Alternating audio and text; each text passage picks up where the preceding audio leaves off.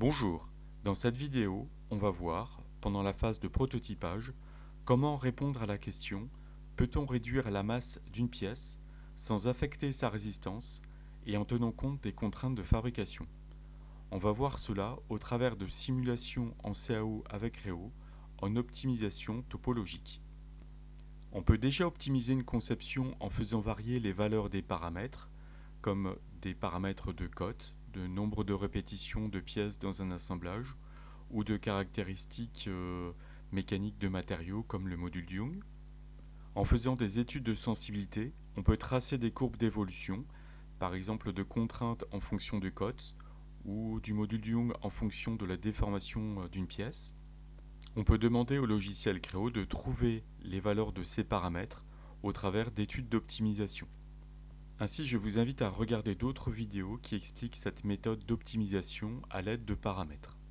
Dans cette vidéo, on va voir comment Creo trouve les formes de la pièce par une optimisation topologique. Pour que vous soyez autonome sur votre ordinateur, il faut que vous ayez installé Creo 5 ou une version supérieure et avoir coché la case Creo Topologie Optimisation lors de l'installation, sinon il faut relancer le setup.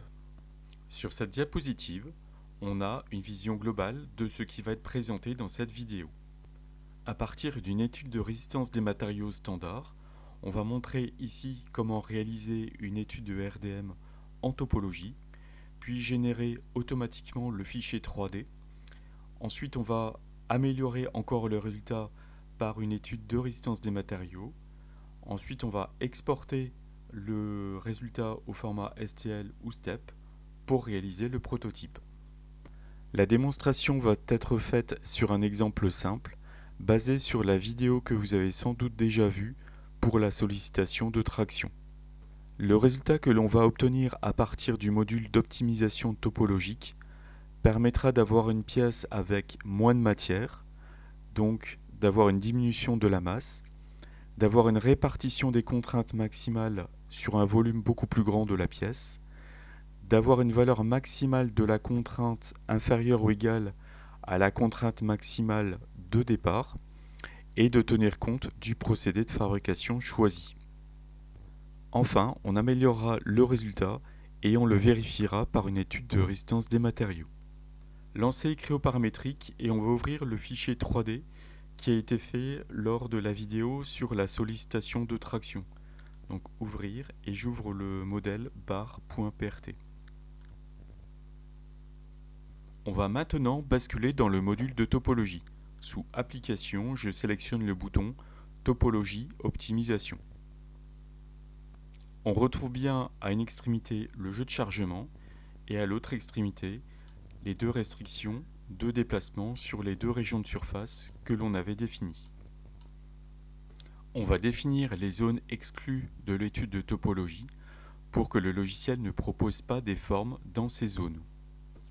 Dans votre compte-rendu, il est important de justifier les choix que vous faites pour les zones exclues de l'étude.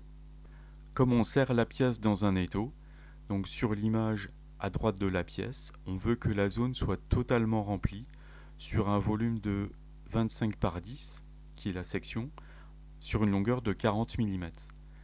On a volontairement ajouté 10 mm en plus par rapport à la région de surface là où on tient la pièce, pour éviter un risque de phénomène de concentration de contraintes au bord de la région de surface. Comme la surface cylindrique du perçage est une surface fonctionnelle, on va définir un tube dont le diamètre extérieur est de 22 mm.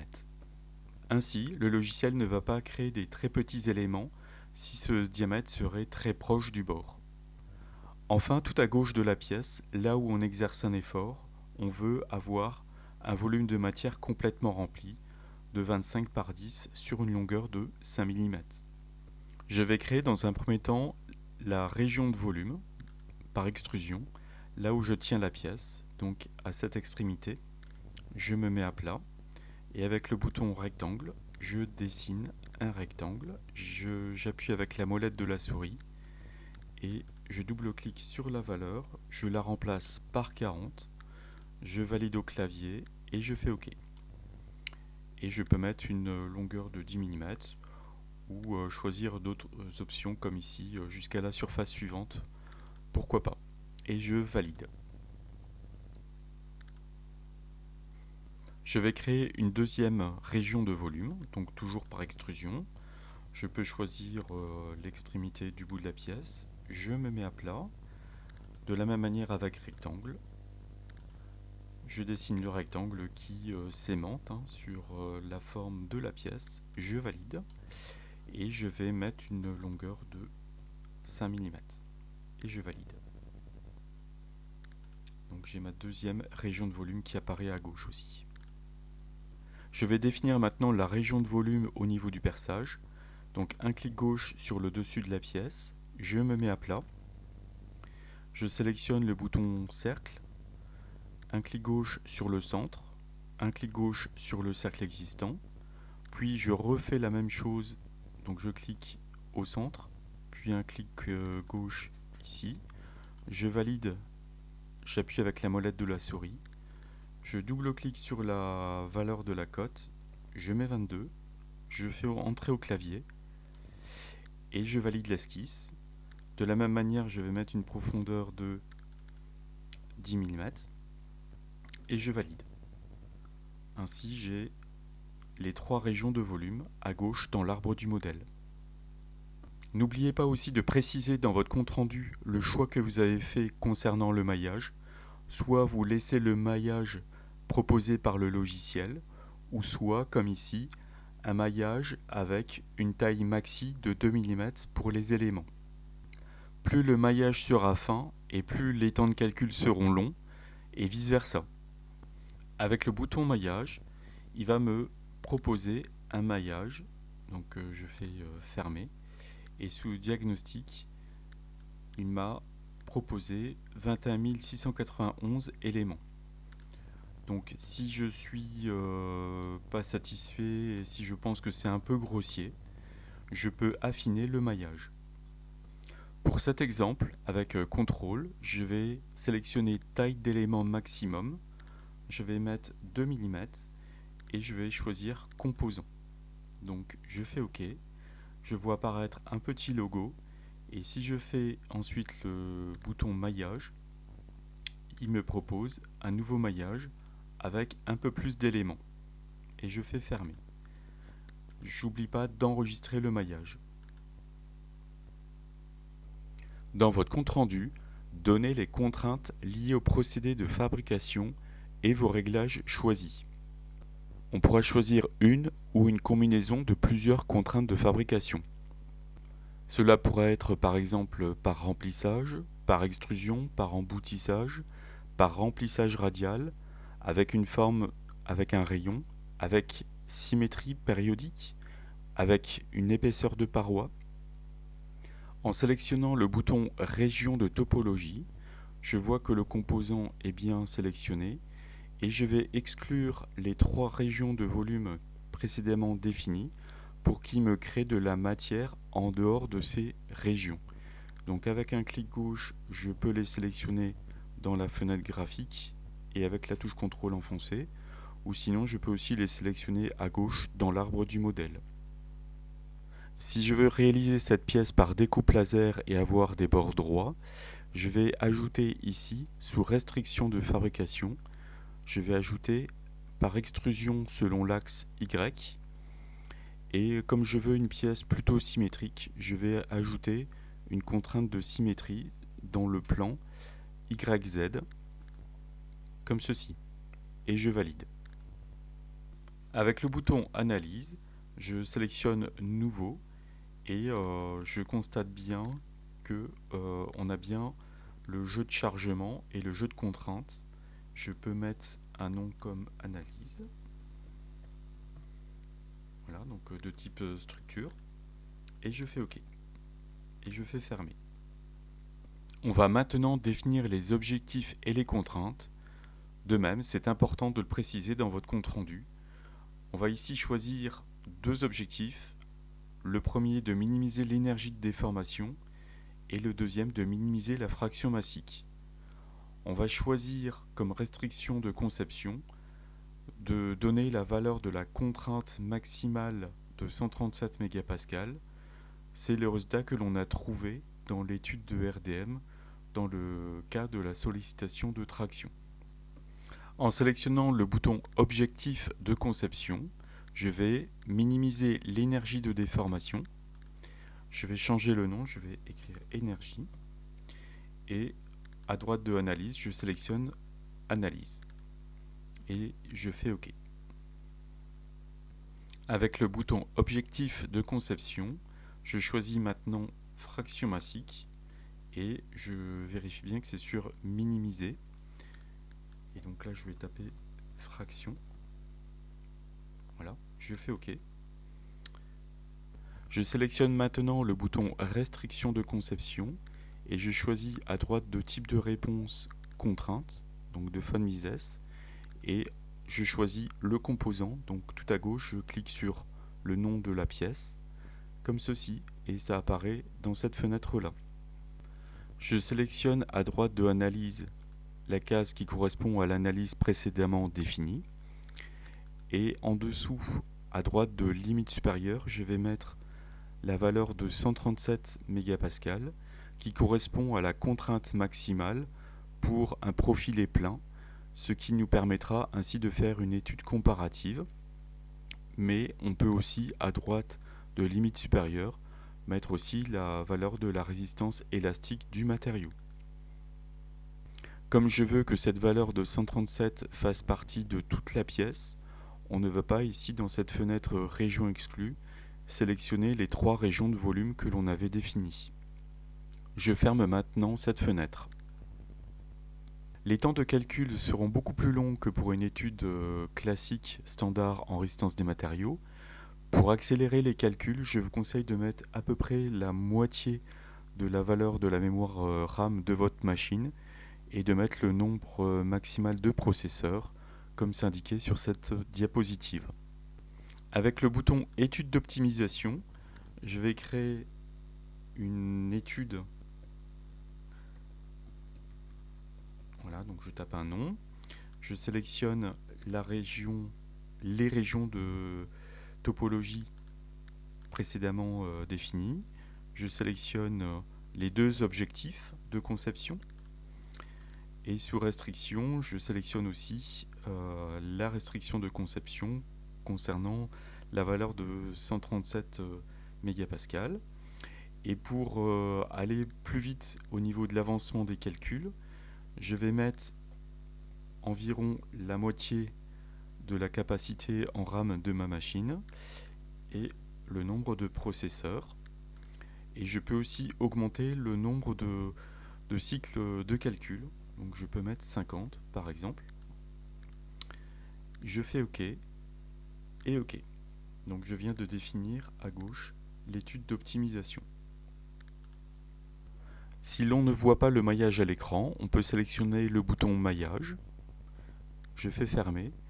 Et pour lancer l'étude d'optimisation, je fais un clic gauche, puis le drapeau vert. Au bout de 18 minutes, j'obtiens cette fenêtre de statut. Je fais fermer. On a ici une convergence forte, ce qui se voit à travers les 2 graphiques à droite. Donc le premier qui concerne le ou les objectifs, et en dessous on a le respect des restrictions, et en abscisse on a le nombre d'étapes de calcul. Si lors de vos essais vous n'avez pas convergence forte mais nombre max de cycles atteints, je vous invite à augmenter la valeur numérique à droite de cycle max de conception sous l'onglet conception pour que vous puissiez avoir des résultats. Pour visualiser les résultats, un clic gauche sur l'étude d'optimisation et je sélectionne le bouton colorer, afficher les résultats.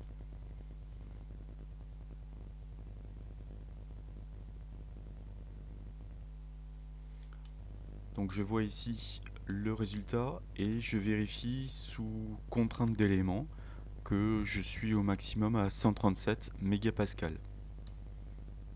Pour obtenir le modèle 3D, je vais sous le bouton modèle facettisé uniquement et je sélectionne reconstruction de géométrie. Je valide et j'obtiens une pièce solide en 3D. Je vais maintenant lui attribuer un matériau sous fichier préparer propriété du modèle. Je sélectionne changer et je double-clique sur aluminium 6060 et je fais OK. Je vais changer aussi les unités. Donc je sélectionne la ligne millimètre newton seconde, je sélectionne définir, puis OK. Je ferme cette fenêtre, puis celle-ci. Avant de réaliser cette pièce par prototypage, on va encore l'améliorer en rendant le bord des surfaces vraiment beaucoup plus droite par extrusion et supprimer tous les coins et les arêtes vives en mettant des arrondis. Avec un clic gauche, je sélectionne le dessus de la pièce, puis je sélectionne le bouton extrusion. Je me mets à plat et je vais dessiner la forme de l'esquisse qui doit être extrudée. Je vais dessiner uniquement au-dessus de cet axe horizontal, donc je vais définir un trait d'axe de symétrie, comme ceci. Avec le bouton référence, je vais m'appuyer sur les surfaces à la fois des régions de volume, mais aussi sur les courbes qui ont été trouvées avec le module d'optimisation topologique. Et je ferme cette fenêtre. Avec le bouton Spline, je vais faire une succession de courbes. Donc je vais partir d'ici par exemple.